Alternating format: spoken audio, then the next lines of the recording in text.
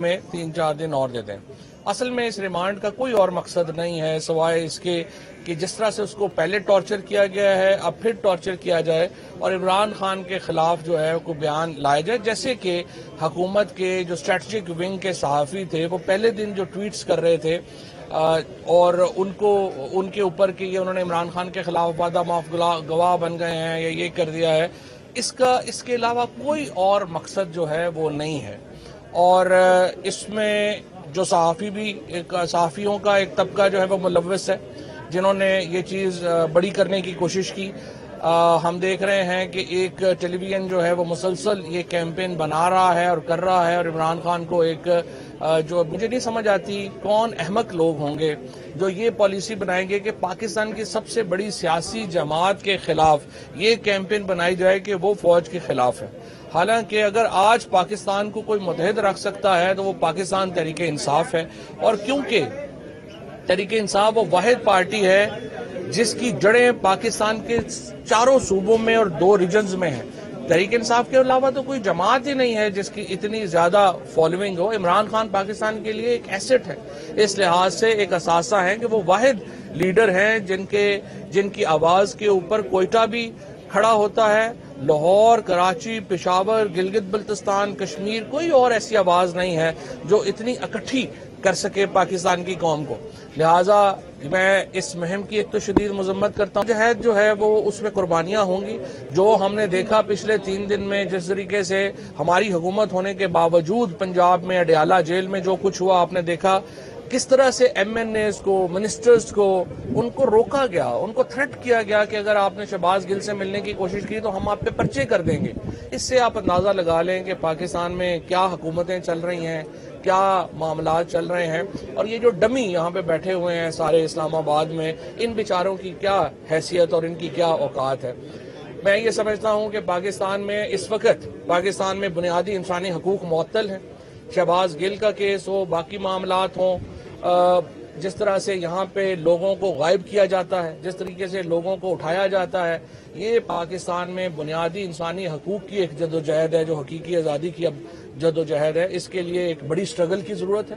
पाकिस्तान के लोगों को मैं कहता हूँ, ये अगर आपने 75 साल के बाद आज पाकिस्तान में हालात ये हुए हैं कि हम अपनी बुनियादी आज़ादियों के लिए जो है वो रो रहे हैं, लोगों को अगवा कर लिया जाता है, उन पर तशद्दुद का निशाना। और शहबाज गिल जैसा आदमी जो चीफ ऑफ स्टाफ था पाकिस्तान की सबसे बड़ी सियासी जमात, सबसे बड़े लीडर का, उसको उठाया गया, उसको टॉर्चर किया गया और उसके ऊपर 4 दिन हो गए हैं और हम देख रहे हैं कि एक इंक्वायरी भी ऑर्डर जो है वो नहीं हो सकी।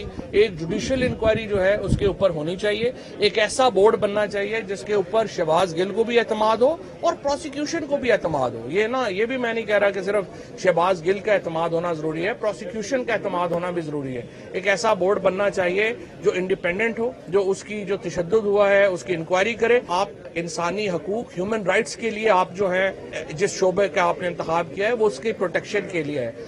आपका काम नहीं है कि लोगों को जो है वो इस तरह से कसाईयों के हवाले कर दें कि वो उनको मार कुट लें और फिर अपनी मर्जी का बयान ले लें। सो मुझे उम्मीद है इस तरह से इस्लामाबाद की लोअर जुडिशरी ने पहले भी हकूक के लिए खड़ी हुई है जब उन्होंने रिमांड को मुस्तरद किया। मुझे उम्मीद है आज भी अच्छा फैसला जो है वो देंगे और किसी तौर के ऊपर भी शहबाज गिल को टॉर्चर के लिए इन लोगों के हवाले नहीं किया जाएगा। दूसरा, मैं मुतालबा करता हूं चीफ जस्टिस पाकिस्तान से और chief justice Islamabad high court से जुडिशियल इंक्वायरी करवाएं शहबाज गिल के ऊपर टॉर्चर की। ये ना कल पंजाब असेंबली ने इसके ऊपर रेजोल्यूशन पास की है, उसके बाद तमाम जो PTI है उसने इसके ऊपर करारदाद मंजूर की है। मैं ये समझता हूं कि chief justice Islamabad high court फौरी तौर के ऊपर, उन्हें तो चाहिए था कि रिमांड से पहले ये बात देखते कि इसके ऊपर जो टॉर्चर के एलिगेशन है उनके ऊपर वो तहकीकात करा रहे हैं या नहीं करा रहे। उन्होंने रिवीजन के लिए वापस भेज दिया है। ये जजेस जो होते हैं ये आपके जो राइट्स की प्रोटेक्शन के लिए होते हैं। उनका काम था कि पहले एक जुडिशियल इंक्वायरी टॉर्चर पे ऑर्डर करते और उसके बाद वो आगे बढ़ते। अब भी मैं समझता हूं इस्लामाबाद हाई कोर्ट को फौरी तौर के ऊपर टॉर्चर की इंक्वायरी जो है वो बढ़ना चाहिए उसके आगे। उसके बाद अब मैं आना चाहता हूं जो जिस तरह से कल आपने देखा कि काबीना ने शहजाद अकबर को ECL के ऊपर डाला। शहजाद अकबर ने जब से ये बताया है कि जो अली रियाज का जो अपार्टमेंट था वो 46 मिलियन पाउंड यानी $104 मिलियन का हसन नवाज ने बेचा। جب حسن نواز نے یہ اپارٹمنٹ $104 ملین کا بیچا ہے تو حسن نواز کے بغیر یہ انویسٹیگیشن کیسے ہوگی؟ اور ہم یہ سمجھتے ہیں کہ حسن نواز کو انویسٹیگیشن میں شامل کرنا چاہیے۔ شہزاد اکبر کے ایلیگیشن بڑے سیریس ہیں، FIA طلب کرے حسن نواز کو، اب تو کوئی بھی نہیں، اب تو ان کے جو ہے وہ چچا کی حکومت ہے، اور ان سے پوچھے کہ آپ کے پاس $104 ملین کہاں سے آئے۔ اس کے بعد بجائے اس کے کہ آپ حسن نواز کو انکوائری میں شامل کرتے، آپ نے شہزاد اکبر کو ECL میں ڈال دیا ہے تاکہ وہ پاکستان نہ آ سکے۔ یہ تو انتہائی ایک احمقانہ بات ہے، اور اس سے اندازہ ہوتا ہے کہ نون لیگ کی حکومت کتنی خوفزدہ ہے، شریف فیملی کتنی خوفزدہ ہے۔ میں یہ سمجھتا ہوں کہ FIA کی جو تحقیقات ہیں وہ مکمل ہی نہیں ہو سکتی جب تک حسن نواز کو اس تحقیقات سے نہ جوڑا جائے، اور اس کو فوری طور کے اوپر جوڑنا چاہیے۔ تیسری بات، ایک جو کیمپین چلا رہے ہیں ایک ٹیلی ویژن، جس طریقے سے سوشل میڈیا کے ایکٹیوسٹ جو ہیں ان کو جوڑا جا رہا ہے کہ وہ فوج کے خلاف کیمپین چلا رہے تھے، فلانے کے خلاف کیمپین چلا رہے تھے، میں یہ سمجھتا ہوں کہ اس سے PTI کو جوڑنا ایک پاکستان کی ریاست کو، پاکستان کے وفاق کو ہلا دے گا۔ یہ اس رجیم چینج آپریشن کا حصہ ہے، پاکستان کو کمزور کرنا۔ اور اس حکومت کو میں کہوں گا سدا بادشاہی اللہ کی ہے، کوئی بھی جو ہے وہ ہمیشہ بادشاہ نہیں رہتا۔ آپ عقل کو ہاتھ ماریں، پاکستان ہے تو لوگوں کی سیاست ہے، پاکستان ہے تو لوگوں کی باقیوں جو ہے وہ نوکریاں بھی ہیں، سب کچھ بھی ہے۔ اس لیے اس کو جو ہے وہ آپ پاکستان سے نہ کھیلیں، پاکستان سے کھلواڑ جو ہے اس کی اجازت نہیں ہونی چاہیے۔